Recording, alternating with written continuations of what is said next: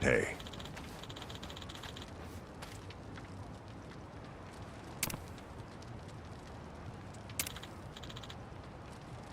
Excuse me.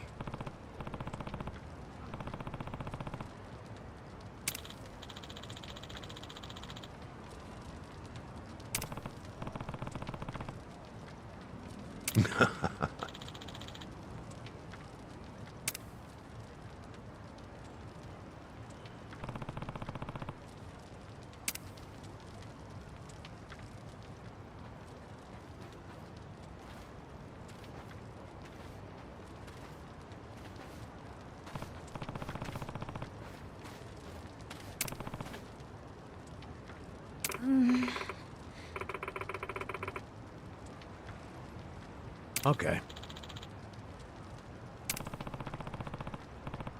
Hey.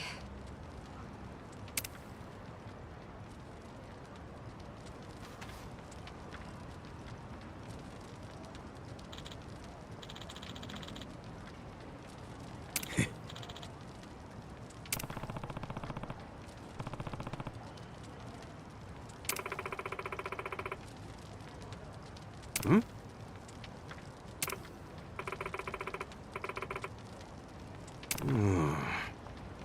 Hey.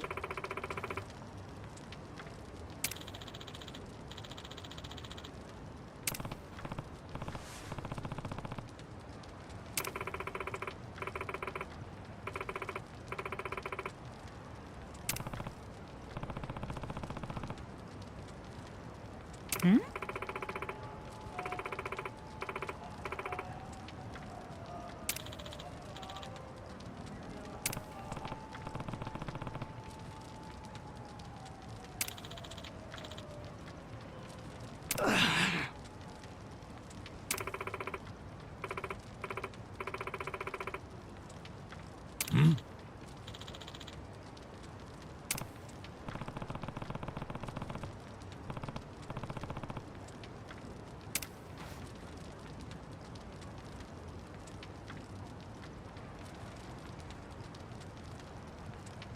Yo.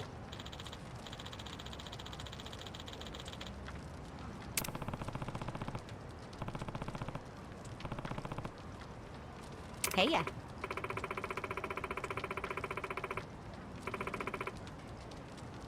Hmm?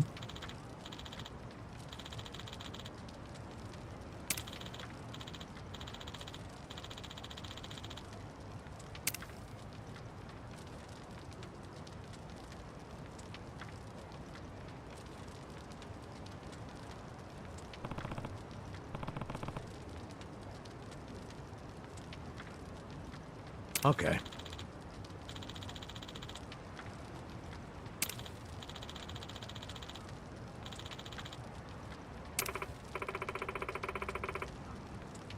Hmm.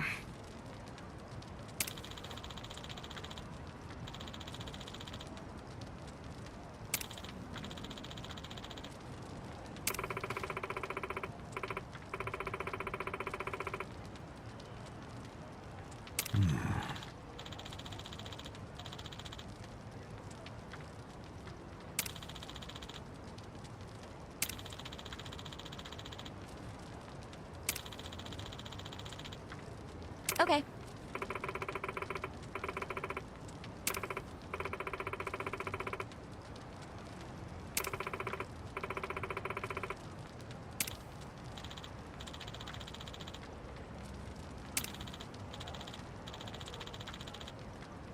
I see.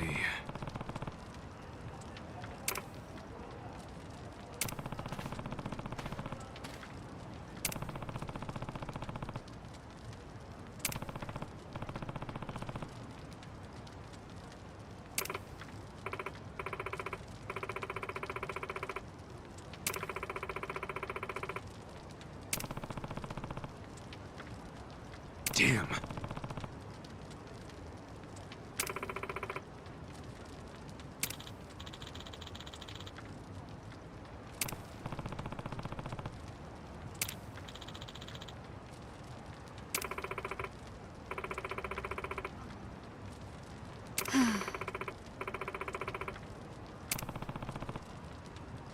Yep.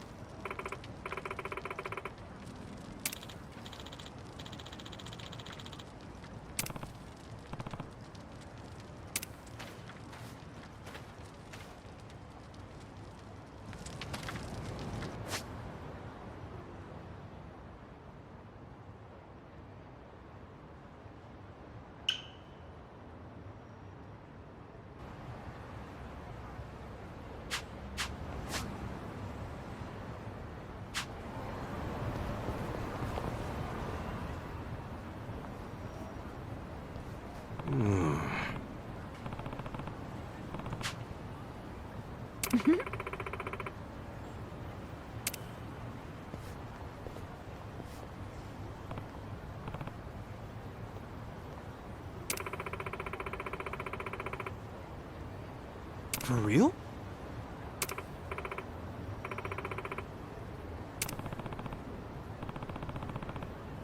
Listen.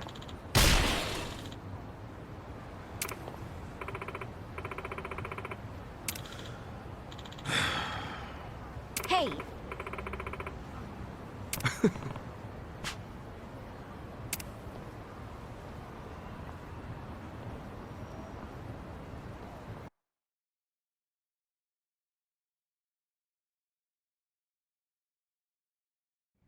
Nobody's here. You sure this is the place? Aw, are you scared? Don't be so wimpy. I thought you were a cop. That was a long time ago. I'm a driving instructor now. Dachi-san's just allergic to fancy restaurants, that's all. He's a man of basic tastes. It's true. I only ever go to fast food joints. Ugh, that's so gross. Also true. Right on time.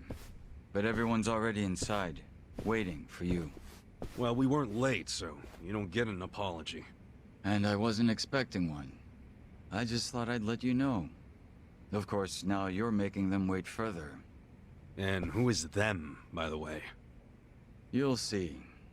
Go in, please. There's no need to worry, Kasuga-san. You have the Jungihan guarantee that no harm will come to you here. Hard to trust the guy who was pointing a gun at me just a few hours ago. Ah, but now we are outside the bounds of the Great Wall of Muscle. That changes things.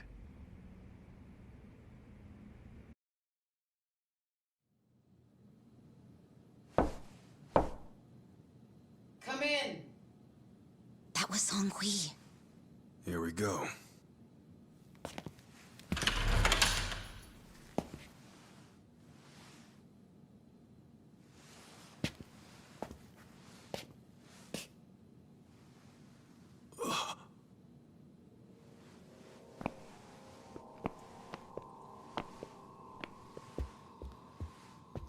Yo, Kasuga-kun.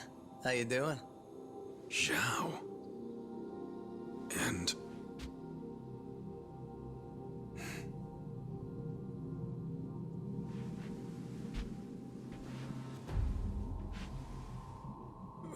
Hey, what's up with the old guy? Watch it. That's Ryuhei Hoshino, the Seiryu clan chairman. What? But if he's here, then that would mean they're... yeah. The E-Gene 3. All the leaders gathered in the same spot. Kasuga, think you can tell us what the hell is going on here?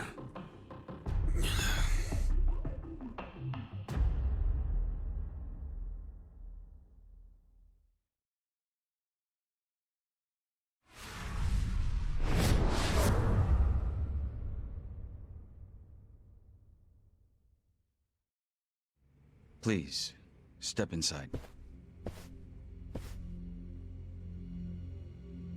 Hey, aren't these three supposed to be fighting a war? Supposed to be. Kind of a weird place for us to meet, Chairman Hoshino. Especially considering the three of you look more like you're ready to have a tea party than tear each other's throats out.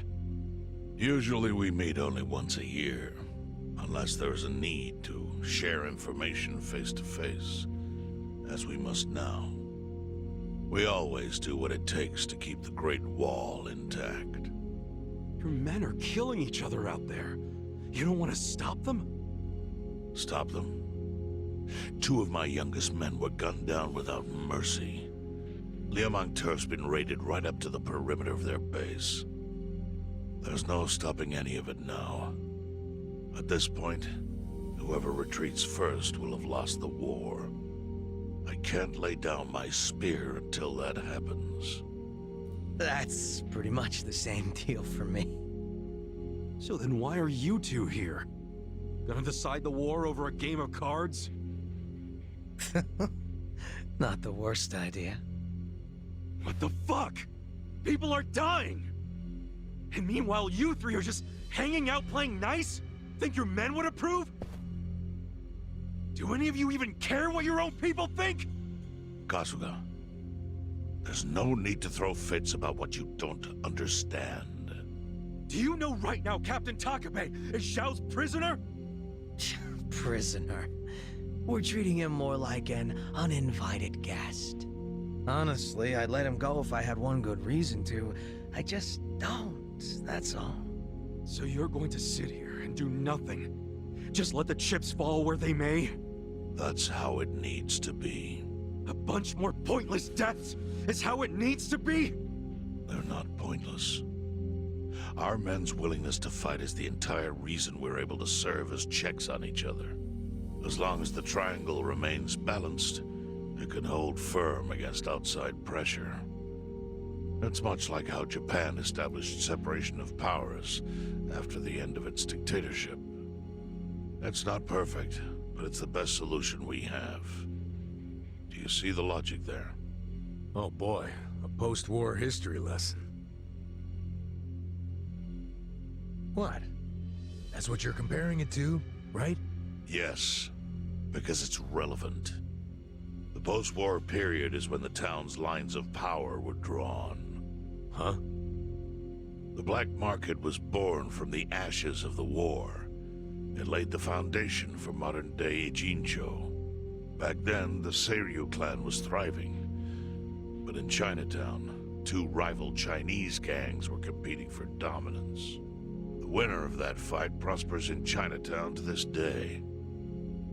The gang that lost became the Yokohama Liumang. They were driven out of Chinatown and into Ijincho. But the Seiryu clan wasn't about to take that kind of invasion lying down. For a time, the gutters practically ran with Liumang and Seiryu blood. Man, you gonna lecture until the bell rings, Professor? You want to understand what's going on? Then you need the history, you smartass. If you want to understand the fake money, that is. The Seiryu clan knows about that? Yes. All the fake money printed by the Komi Jewel goes through me. But doesn't that mean the Seiryu clan is the real puppet master behind all this? How do you figure that? Mabuchi started forging Chinese yuan, sure. But only because of the counterfeit yen. I think I'm starting to figure all this out. The Liumang brings in the paper. The Komi Jewel prints the bills. But then, the Seiryu clan keeps all the profit? Wait, are you all in this together? Kasuga-kun, calm down. You're jumping to conclusions. Because I'm pissed off right now. First I'm kidnapped, accused of being a Seiryu Yakuza, then blamed for being the spark that ignites a war, nearly killed over Namba's thing. Now I'm here with the Ijin 3, who, by the way, don't even give a shit about the war! Tell me, why should I calm down? He's got a point. And you with your damn Seiryu clan, you're the one getting the most out of this! No, because we're not the final destination of the fake yen. That will be Yutaka Ogikubo's pocket. Yutaka Ogikubo? I saw his name in an article. He's some big shot in the Citizens Liberal Party. All 3 of you are working together to support him politically? Why? Huh. Suddenly my history lesson seems relevant, doesn't it? Fine, get on with it. Ogikubo is the man who proposed making fake money in Ijincho. This was 60 years ago. He pitched the idea to the first Seiryu chairman and first Liumang boss. A politician suggested committing federal crime to a bunch of gangsters? For real? At the time, Ogikubo was only a member of the city council. but he saw the fights breaking out between the long-established Seiryu clan and the newly arrived Liumang. He understood it was, in essence, a turf war. Knowing that, he looked for solutions to stop the bloodshed, solutions that would save lives. And eventually, he managed to find an answer. Fake money, of all things. Industry. Which in this case is, yes, fake money. Ogikubo split the roles up evenly. That way, both organizations would have a common goal. The Liumang would import special paper, the Seiryu clan would print and transport the money. How did Ogikubo know the counterfeiting process? He didn't at first. But since he had faith in his plan and a desire for peace, he used every single connection he had to collect the raw materials, plus the recipe. Counterfeiting wasn't that difficult back then. Currency didn't have all the security features it has now. It's only gotten harder over the years. But anyway, after the first batch was printed, Ogikubo used it to bribe the cops. The cops? Not the Seiryu clan or the Liumang? There would have been no point in paying off those two. That conflict goes deeper. Ogikubo understood that. Okay, but why give it to the police? He wanted to control them, of course. And in the blink of an eye, they became his loyal servants. That ought to surprise no one, given how corruptible law enforcement tends to be. Anyway, Ogikubo had his new minions in uniform crack down on one certain region of Ijincho. Well, that doesn't sound like such a bad thing. Yeah, he was making the city safer, right?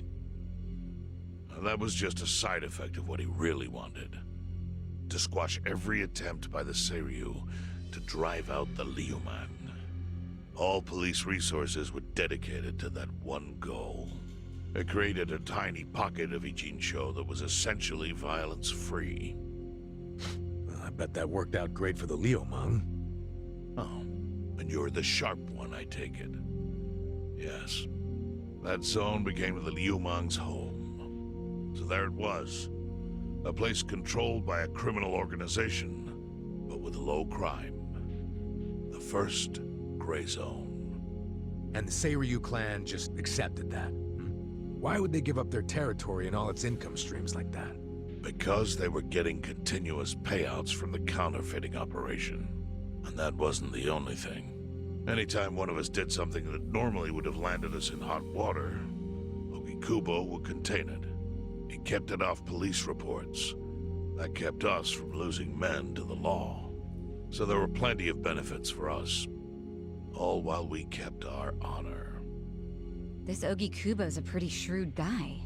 Nah, he just used some old tricks every politician knows. Oh. Perhaps. But do you understand now how we benefit from him? Yeah, I get it. And my people reap those benefits also. In the 80s, the Komi Jewel was saved by the Ijincho Gray Zone. How? Our parent organization was the Jingon Mafia, which formed decades ago in Korea. Even only a few years ago, he was a body double for their leader. But every time the Jingon Mafia got crushed, some of its people would drift to Ijincho. My mother was one of those. I was young when she brought me here. Ijincho was a breath of fresh air after living so long under their ridiculous code. More and more people heard about the relief we found here, so more came. But then our safety was threatened by something else. As our numbers grew, so did our clashes with the Yokohama Liumang. You started fighting them? Not outright. Ogikubo stepped in, right before a real war erupted. He brought us a proposal, that we take over the Seiryu's counterfeiting business. It was an offer of steady income and safe territory. How could we refuse?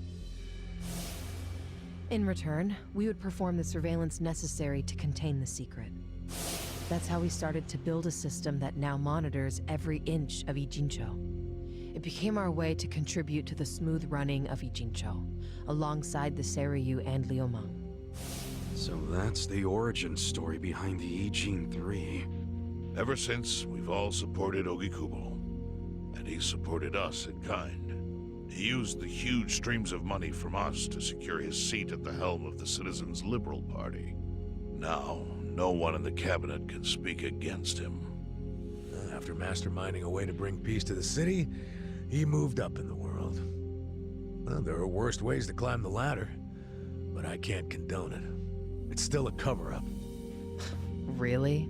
So you would say even perfect results don't matter if the methods are flawed? What about the police themselves? What about their alliance with all the Yakuza which grew from the scorched earth of post-war Japan? Light and dark joined hands to rebuild, and that's how we got where we are today. You can't deny the ends justify the means. Well, What does it even matter what happened? Who cares about that stuff right now? It's all in Ijincho's past. What we gotta think about is its future. So why'd you call us here? What do you want?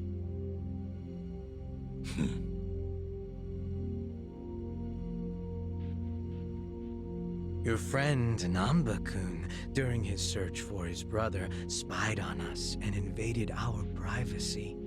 I assume he began with the fake bills because that was his brother's subject of investigation. But he was reckless, digging through Komi Jewel affairs like a rabid raccoon. Right from the start, he's refused to show any respect to the Ijin 3. Now he's seen the counterfeiting for himself, and we have no idea where he is. We must ensure his permanent silence. Why are you telling us this? You looking to make a deal for his life or something? A deal? Kasuga, under most circumstances, all your lives would be forfeit. But I have some idea of how this fake bill ended up in your pocket. What? Huh? You do? Out of respect for this person, I will look the other way.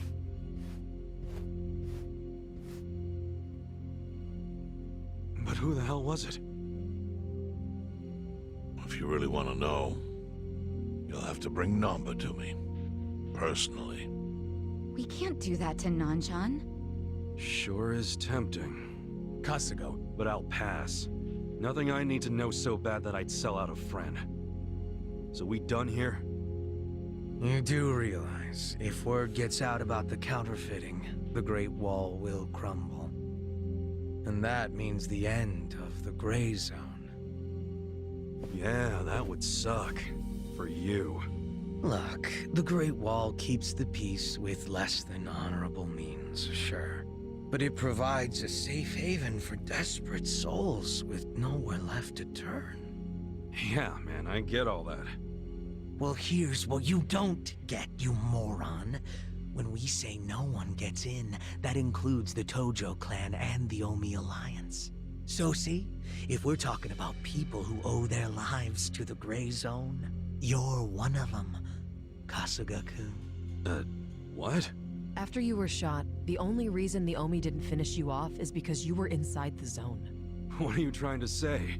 That I owe something to the city?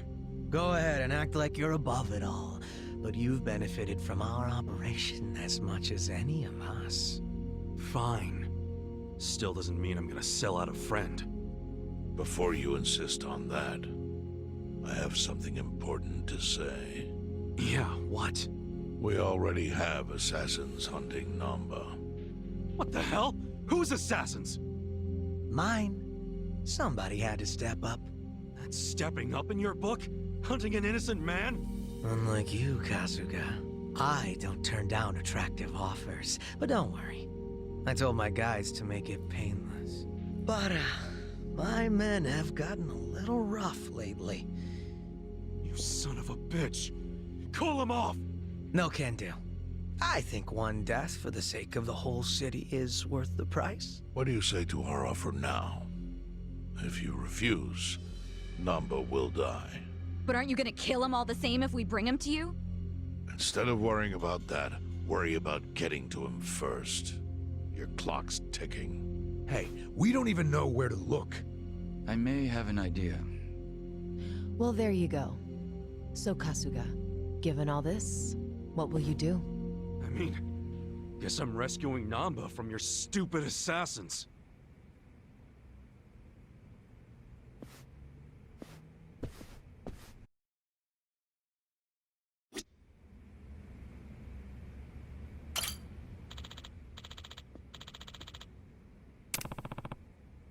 No.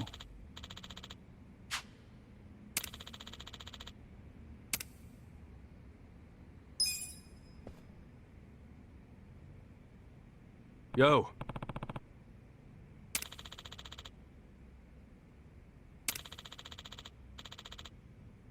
Hmm?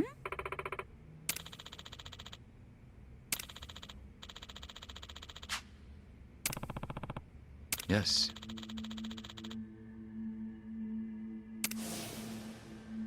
Hmm?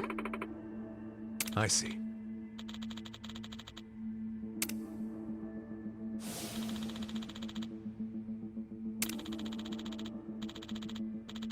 Hey ya.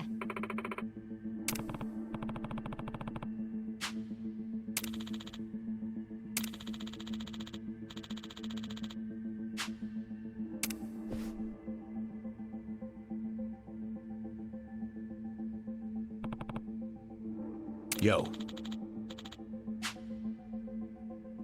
Sup?